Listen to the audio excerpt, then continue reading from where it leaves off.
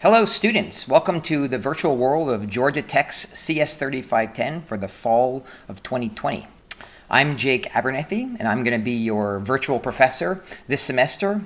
Also, this guy, Herandi Brito, will also be your professor, but for the second half of the course. So you better get used to this voice for at least the next 6 or 7 weeks. So I did an undergraduate degree in mathematics at MIT. I got a PhD in computer science at UC Berkeley. And I can tell you I didn't really expect that after all that time I would suddenly turn into an aspiring YouTube star. But here we are. Look how cute this dog is. Hey there, don't forget to smash that like button. Okay, we should get serious now. Let's just talk about these lecture videos and how you should use them. Each video will describe one piece of content for the course and will prepare you for the live sessions. In live sessions, we're going to work on problems. Let's just do one bit of content that isn't actually required, but will give you a sense of what we'll be describing in these videos. So have you ever thought about the question of how many prime numbers there are? You may have heard that there's an infinite number of primes, but how do you know that, right? We have, so let's just list out some of the prime numbers. We have 2, 3, 5, 7, 11, right? Now how do we know that these numbers are prime, right? Well, let's say we know that 23 is prime because 23 isn't divisible by 19, 17, 13, 11, 7, 5, 3, or 2, right? That's how you check if a number is prime.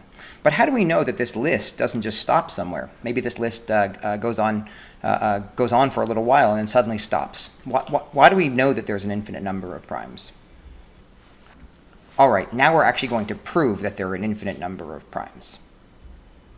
Okay, so now we're going to use proof by contradiction to establish this claim that there are infinitely primes. So to use proof by contradiction, we're going to assume towards a contradiction that actually there are only n primes, capital N many primes, and we can just list them out. We have P1 is the first prime, that would probably be 2, P2 would be 3, P3 would be 5, and so forth, right? And then there's just some largest prime, P sub capital N, right? And this P sub n is the largest prime number. Now what does it mean to be the largest prime number? It means that any integer k which is bigger than Pn is not going to be a prime number, right? That's what it means to be the largest prime. Anything larger is not going to be a prime number. So I've listed out all of the prime numbers, P1 through Pn. Now let's just imagine taking an even larger number than all of these, which is q, right? The number q is going to be the product of all of these prime numbers, P1 times P2 times ... times all the way up to Pn. Plus 1. You add 1 to this large product. You have this large product here, and you simply add 1 to that number. That's our number q. Q is an interesting number, and let's think about why that's an interesting number. It's important to note that this number q is not divisible by P1 or P2 or P3 or all the way up to Pn, right? It can't be divisible by any of these numbers because it's not divisible by P1 because it's P1 times some other integer plus 1. If you're P1 times some other integer plus 1, you're not divisible by P1, right? You would have a remainder of 1 when you tried to divide by P1. Similarly, if you tried to divide Q by P2, you would have a remainder of 1. So it's not divisible by P2, and so forth. It's not divisible by any of these primes, P1 through Pn, right? But if it's not divisible by P1 through Pn, by any of these prime numbers, then it has to be prime itself. That's what we mean by a prime number. A number that isn't divisible by any of the smaller primes is then also a prime number. So we've now concluded that q is also a prime number.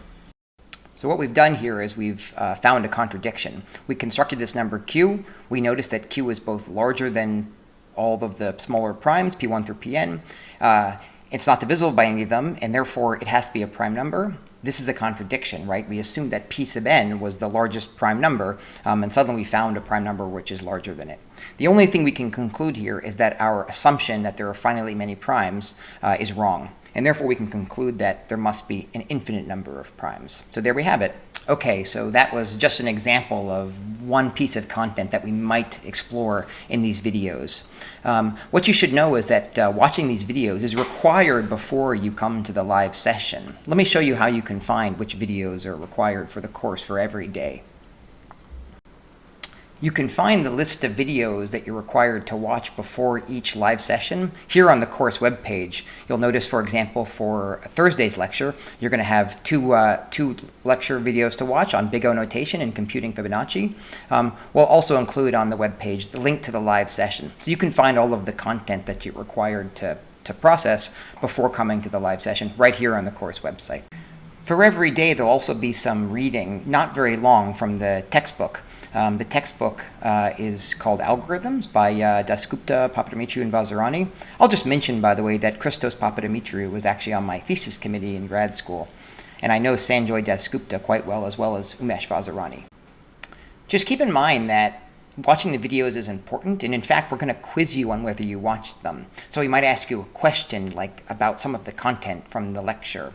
We also might ask you something silly like, what was the word of the day? You might hear me say in these videos something like, the word of the day is hippopotamus. And now you should note that hippopotamus might be something you'll be quizzed on. So I suggest you write that down. All right, everyone. So we're looking forward to having you in the course this semester, and we hope that you guys all have as much fun as I have been having making these YouTube videos for you guys. Let's have a great semester. Don't forget to smash that like button.